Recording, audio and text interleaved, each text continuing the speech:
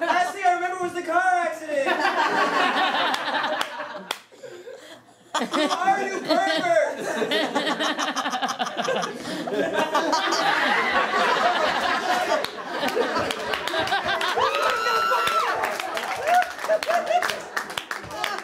There is that stereotype of, like, you know, white guy wearing, you know, plaid shirt and jeans and Converse shoes, and like, you know, like bro-y and stuff. But there's girls that wear like jeans and Converse. I know, but you know what I mean. So, like that's yeah, like that standard like improv person. I don't know. That's a good question. Why it's so guy heavy? I mean, I think it's dude heavy in terms of.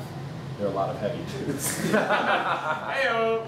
Fat guys. Women have always kind of had to fight a little bit harder to prove that we are funny, because there's a lot of men that don't believe that we are. I have guy friends in the improv community, like some of my best friends who, like, as a joke will be like, oh, women aren't funny, and it's like I know that's not true, but like hearing it day after day and like reading it in the media, like even though you know it's not true, it still takes a toll on you. And I think if you're not strong enough to push that away, then you end up being in your conservatory show with 5 women playing either 5 Kristen Wiigs or playing just 5 girlfriends the entire time.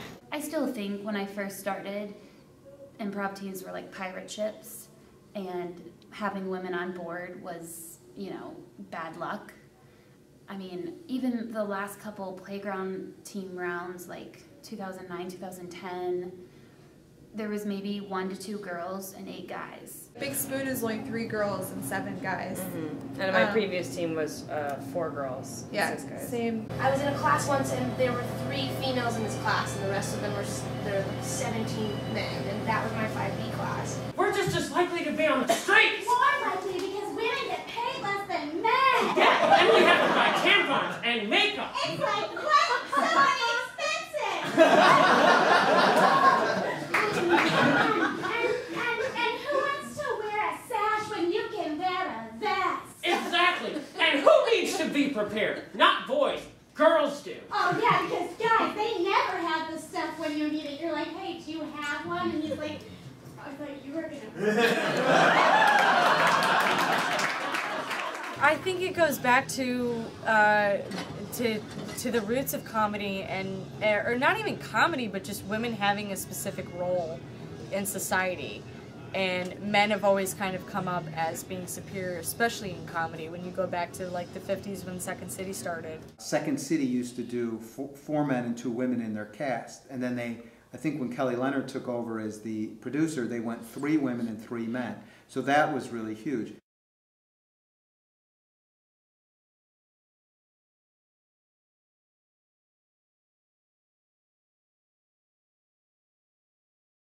Pasta comes from Italy, and that's what doesn't look good on me. If I have pasta at a restaurant, it looks like somebody from the mob wanted to kill me, because I'm covered in blood. I think it is harder. You know, let's be really honest. And I've had this conversation. People have said, well, if you're really good, then you won't. Then if you're a woman who's really talented, then you don't have any problems. And I think that that's unfair. In theater, there aren't as many female roles, and so there were so many females trying to get like 2 or 3 spots.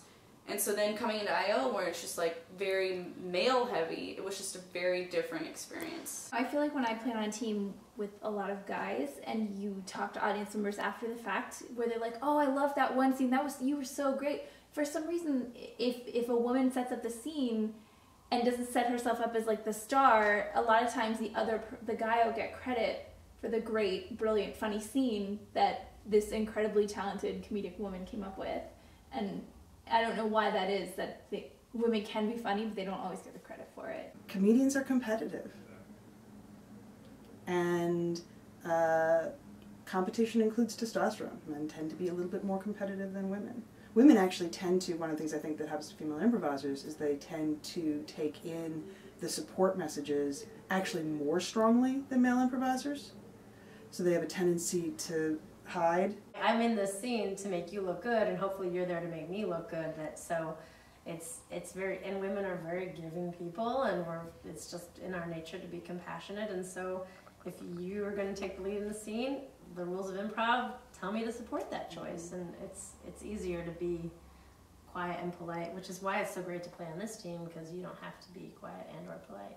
The arms in a tizzy and my children are running amok. They are running around the lawn. They're destroying all of my hands. With their feet? Oh my goodness, yes, with their feet. Can't they just stick to the path? Is that why there are paths? That's what an English garden is. It's paths. Good morning to you. I've been up for 3 hours walking on the lawn. And you look radiant, and I apologize. I have not put that attention to you, and I love you very much. However, your children are another matter. Our children. Yes, of course. It's strange because you see a lot of male improvisers playing females all of the time, and nobody bats an eyelash. We're women, and this is a different world, guy. What will my balls do? You don't know. Just go play with them like you always do.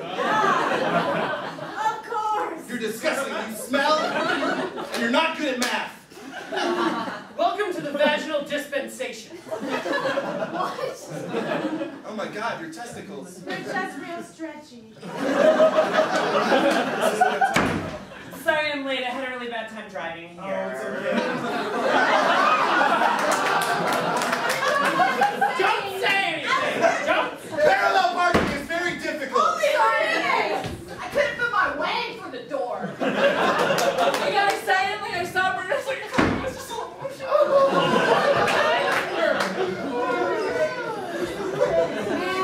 The differences between men and women.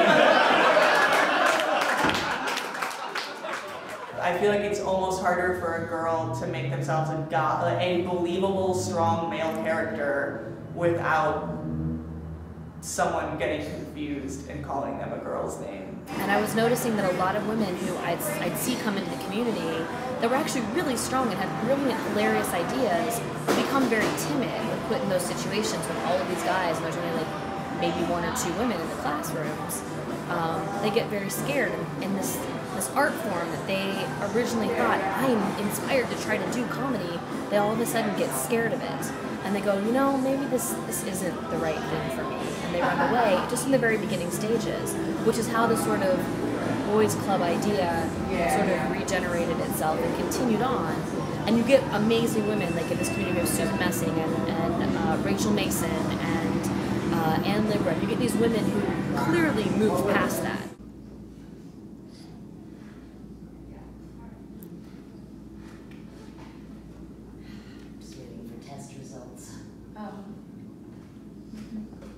I want to know if you're deaf.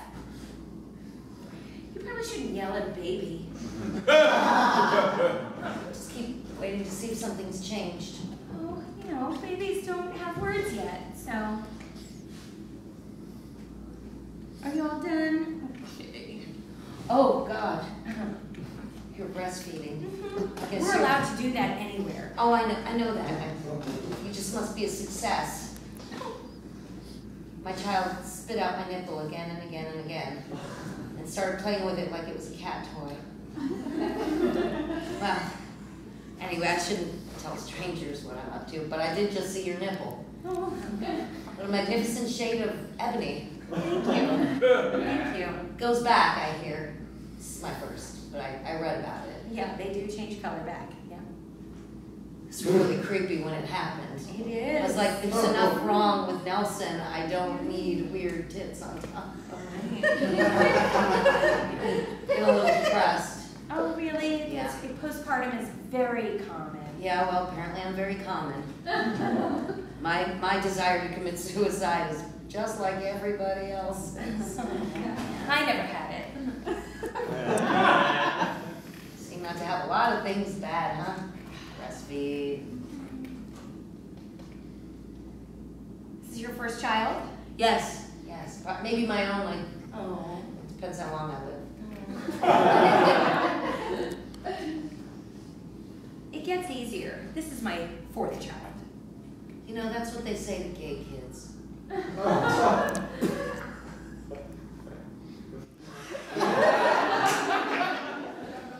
women, we always concerned that the roles that most of the roles that have been written or that are currently being written are either not there for us or not meaty enough or not meaningful enough. So with improv, there's kind of no excuse. You're getting to create your role. So if your role is bad, it's because of the choices that you made, or if you're just simply unhappy with it, it's because, again, it's on you. It's the choices that you made. So I love the idea of improvising and getting kind of some ownership of great roles for women. I hate to quote Eleanor Roosevelt You or can't Tara tell- DeFrancisco. You can't be in, Nobody makes you the victim but you, or, right? no, you can't be in an argument without your consent. Yes, Yeah. that's no one even can better. no one can make you feel inferior without your consent. Right? So My girlfriend Eleanor Roosevelt. You're only doing yourself a disservice when you play the lowest common denominator and go for the joke or the stereotype over what you want to bring to the stage and what character feels right in the scene for you. So instead of being told you're the mom character, well, I'm also the president, so you won't speak to me that way. You know what I mean? Like, you start to figure out as a woman, which it's hard to do in the very beginning, ways to take the stereotypes that you're handed and make them stronger. We pull each other up through example. Yes. More than babysitting, coddling, and making a collective. This is what you do when somebody makes you the wife. Like, Yeah, no, well, you know what, here's the ugh. thing though. It is moot in Chicago. I still see it in the world. Yeah. And I can actually sort of stop it within a minute or two. Because I'm like, you can be whatever the fuck you want to be. You know, on stage, be a whore, please. Off stage, don't. I just don't even think about it, like in terms of gender anymore. You know what I mean? Yeah. Like you're just an improviser.